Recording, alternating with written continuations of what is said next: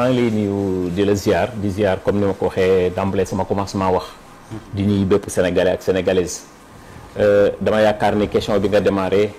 on ne peut rien faire sans la justice. Une justice indépendante. Naby Vision. tey jàpp nañu ni qu'on le veuille ou pas quand même il y a des jalons qui ont été posés. te jàpp naa ni jalons yi ñuy posé aussi war na mën a dal xel. lu tax war na mën a dal xel am nañu président de la république boo xamante ni wax dëgg yàlla moom mooy nommé aux emplois civils et militaires tey ñi fi nekk ñëpp ay ministres ñoom moo leen fal. il a pris la responsabilité.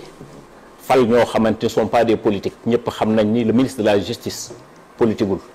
le ministre de l'intérieur politiqueul le ministre des forces armées politiqueul le ministre de l'économie et des finances politiqueul te pourtant day mënoon na ko def comme ñeen ñi nga xamante ne ñoom la remplacer à la tête de ce pays kooku mooy benn. deuxièmement tey jàpp nañu li nga xamante ne tey moom moo fi nekk nga xamante ñoom ñëpp wax dëgg yàlla ñu ngi koy doxal jàpp nañ ni mu ngi tegu ci yoon. ñun loolu la ñu gëm ci loolu la ñuy xëy ci la ñuy yendu ci la ñuy fanaan tey nag mën naa ni déglu naa seen waxtaan. d'emblée seen commencement wax déglu naa monsieur Moustapha déglu naa Sori déglu naa it monsieur Thiam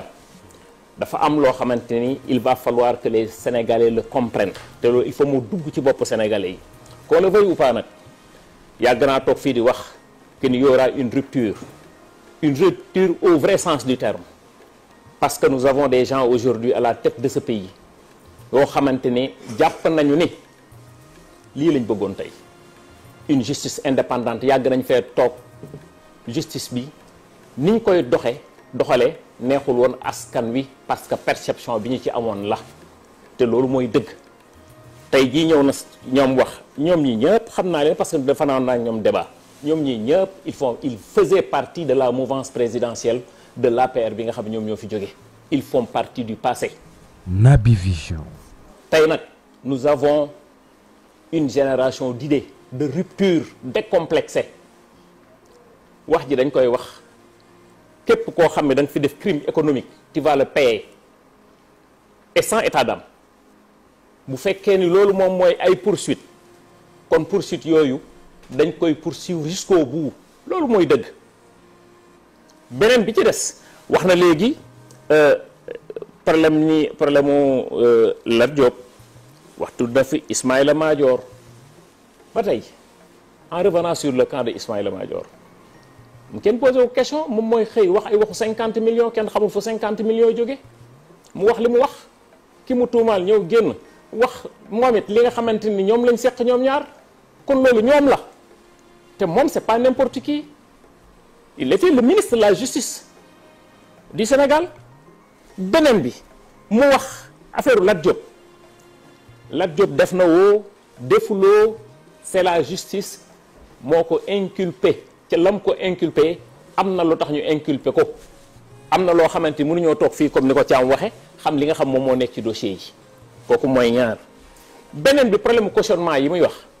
yow bu fekkee ne da ngaa jàpp yow cautionnement ni yow da nga war a cautionner heure boo cautionner rek yow dañu la war a libérer nga dem sa yoon mais kon mu gën a yomb nga jël loo xamante ni yow jàpp nga ne yow je dis n'importe quoi nekk na 5 milliards nga xëy benn jour taxaw ñu inculpé la ci benn affaire nga ne non non joxe nga 2 milliards cautionner nga benn affaire boo xam ne 2 milliards la 3 milliards non dañ ko war a bàyyi mu dem c'est la justice qui va trancher sur ça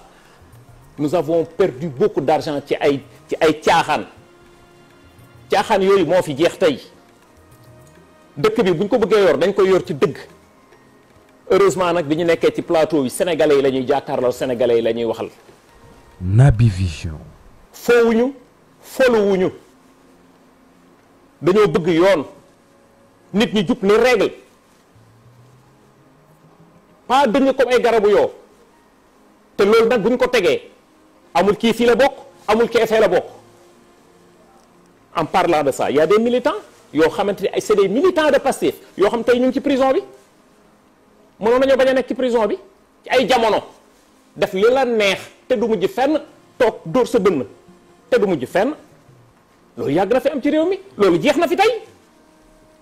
beneen bi mu wax léegi ci mbiru Samuel Sarr wax na mbiru Khadim Ba wax na Abdou Nguer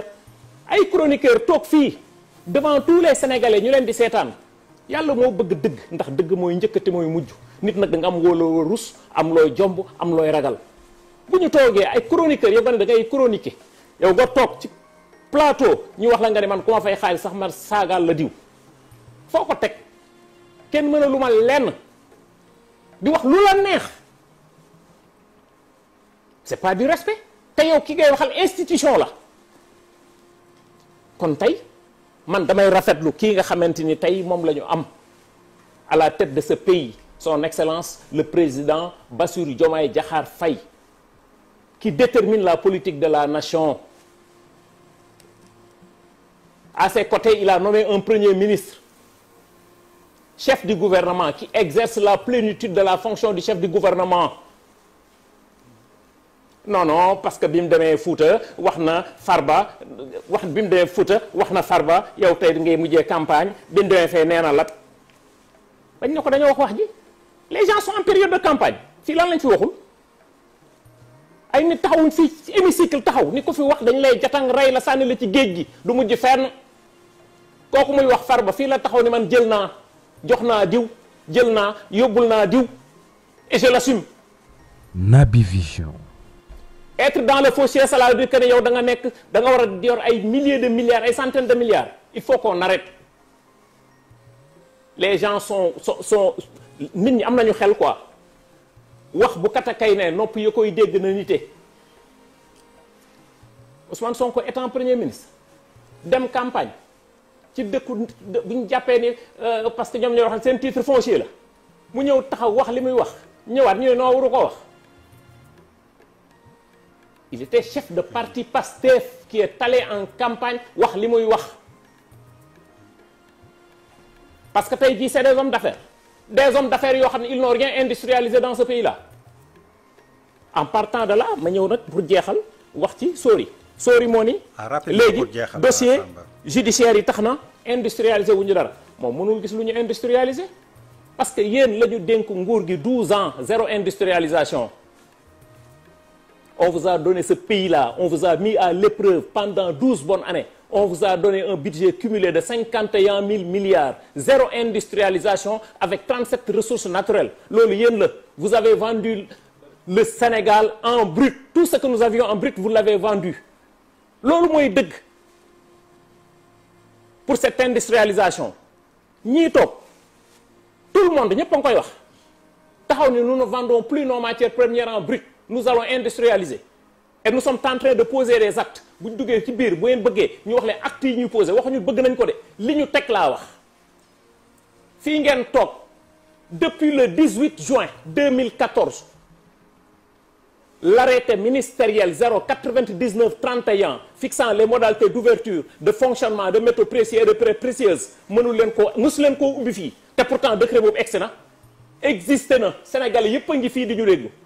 mus ñoo wax comptoir or ñun ñu ñëw signé ko ñun mettre ko en œuvre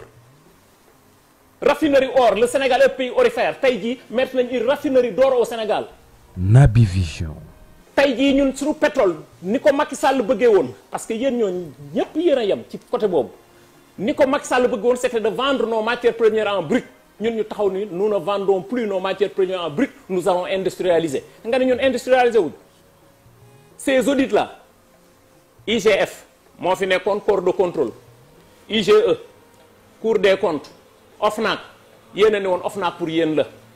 dossier yii ñu yëkkati yii yëpp ba inculpé ñenn ñi dossier yéen seen président Macky Sall moo ci tegoon concam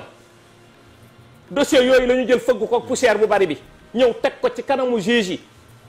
pôle judiciaire bi yéen a ko créé defu leen ci woon dara beneen bi ñu jàpp ne rapport yi nga xam ne dañoo demoon tëdd tey OFNAC yëpp ñu jël leen teggi leen ki jiite OFNAC fii la taxaw ni procureur ba woon y a plus de 25 rapports qui sont là bu fekkee ay rapport rek nga soxla rapport yaa ngoog ñu dummóoyu ko nit ñi nekk ci bu teyee ñu ne tey dafa ñuul bu ginnaaw subaa ñu ne fii tey dafa weex nga ne tey agriculture ñaata ngeen fi bàyyi alalu nit ñi fayu leen tey ñun ñoo ñëw salaamaaleykum maaleykum salaam 2 ans yoo xam ne dañ koo ameel ay agriculteurs ñu fay leen fii la ñu toog Sénégal yor ay réserves yoo xamante ne c'est plus de 1 milliard 400 millions tonnes de phosphate. di defar engrais ñu tëj seen Chine ngeen jël suñu engrais di ko yóbbu ci àll bi ñuy defar engrais indi laatal ñu ko dañ ko jaayaat. Cela veut dire que nous étions toujours étrangers à notre propre ressource nga ne ñun tey industrialisé wu ñu xamutu ni tey fan lañ jëm nan lañ def pour fay salaire nan lañ fexe tey ba nga xamante ni lépp nu réew di doxe tey ñu ngi koy fay normal. Naby Vision. te demuñu dikkuñu. Nous ne sommes pas des complexés. Jërëjëf Samba, et nous merci. faisons partie de cette génération d'idées, cette génération décomplexée.